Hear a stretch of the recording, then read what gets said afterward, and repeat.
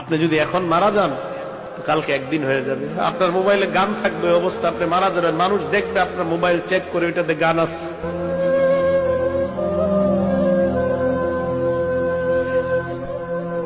আপনি এখন মারা গেলে মানুষ আপনার মোবাইলে চেক করে দেখবে এটাতে গান আছে, সিনেমা আছে। গুনার কারণে না ভয় লাগে, গুনার জন্য না ভয় লাগে।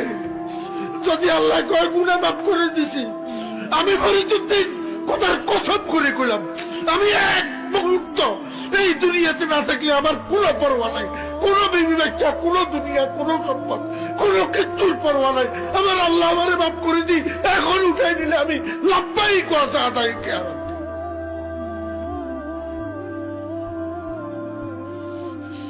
কিসের দুনিয়া?